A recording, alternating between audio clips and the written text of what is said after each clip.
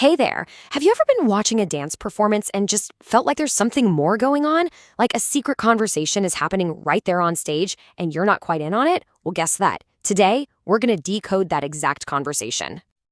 I mean, you see the incredible athleticism, right? The beautiful lines, the perfect timing. But is that it? Is it just a physical stunt? A series of really impressive moves that don't, actually mean anything? Because what we're going to explore here is this idea that dance is actually a language. Yeah, a full-on language with its own vocabulary, its own grammar, even its own poetry. And I promise you, once you learn how to see it, you will never, ever watch a dance performance the same way again. All right, so how do we even start to learn this language? Here's the game plan.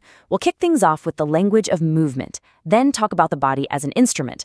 After that, we'll get into the choreographer's craft, connect all that movement to meaning and story, and finally, we'll wrap up with a new way for you to watch. Let's do it. Okay, section 1, the language of movement. The whole goal here is to switch gears, to go from just sitting back and watching to becoming an active interpreter. We're learning how to read the story that's being written right in front of us on stage. All right, moving on. Before you can appreciate the poetry, you've got to learn the words, right? And in dance, the body is the instrument that forms those words. So let's break down some of the most fundamental building blocks of this physical vocabulary. First up, and this is super basic but so important, is shape. It's exactly what it sounds like. The silhouette, the posture, the actual form a dancer's body makes in space. You can think of it like the noun in our dance language. And believe me, a single pose can say so much. So check this out. You have an open shape, right? Arms and legs are extended, reaching out. That just screams freedom or joy or power. But then you have a closed shape where the body pulls inward. That might suggest something like fear or deep thought or self-protection. It's literally the difference between a shout and a whisper, all told with the body.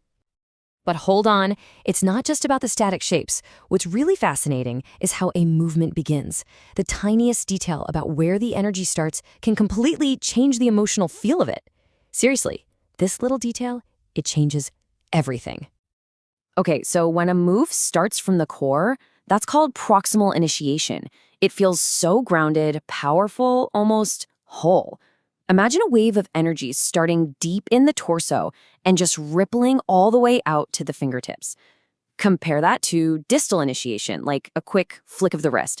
That's way more isolated. It might feel more delicate or maybe even nervous or super precise.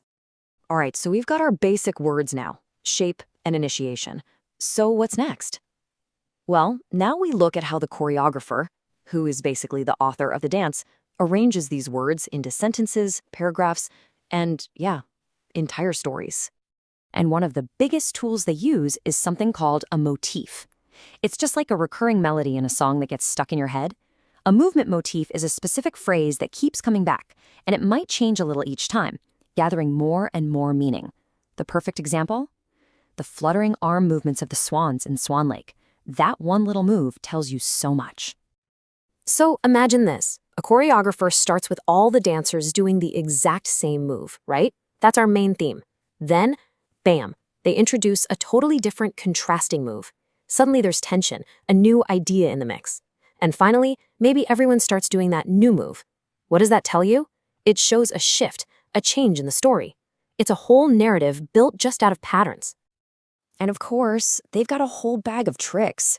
They can play with tempo. Think of a breakdancer speeding up a spin until it's just a blur of energy. So much excitement. Or they can use props, like powder on the stage that just explodes into a cloud with every stump, making the dancer's energy visible. And that's not even getting into simple stuff like staging and costumes, which totally shape the whole mood. Okay, now we're getting to the real heart of it. We've talked about the building blocks, the words, and how they're arranged. But so what? How does all of that come together to say something, really profound about what it means to be human?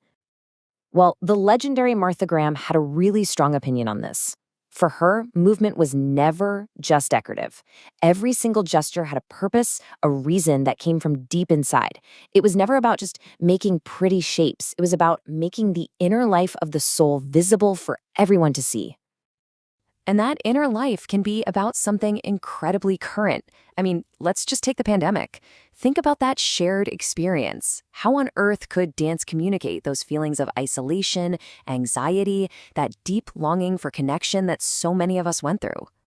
Well, it turns out a specific physical technique can actually embody that feeling. Graham's famous contraction and release is the perfect example. It's this tightening of the core muscles when you breathe out, and then letting go as you breathe in. It's the physical act of breathing, but it's also the feeling of anxiety, of pain, and then that eventual relief. It's genius, really. A way to make an internal feeling totally visible.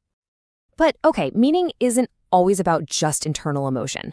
Sometimes to really truly get what you're seeing, you've got to know the backstory. You need to know the history behind the dance. Take this, for example. When you watch a Brazilian dance called frevo, you see all this joy, right? Dancers with these tiny, colorful umbrellas, and it just looks like a big party.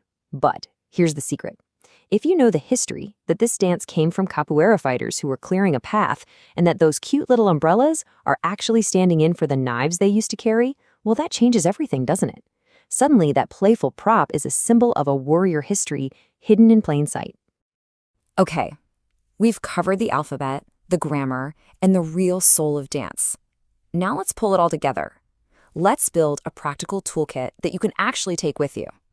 Because the next time you sit down to watch a dance performance, you're not going to be just a passive spectator. Nope, you're going to be a reader, an analyst, an interpreter. So what are the key questions you should be asking yourself? Here it is, your brand new dance analysis toolkit. It's a super simple checklist. First, look at the shape. Is it open or closed? Then, initiation. Where's the movement coming from? The core or the fingertips? Look for a motif. Are there any repeated patterns? Think about the choreography. How are things like speed, props, and staging being used?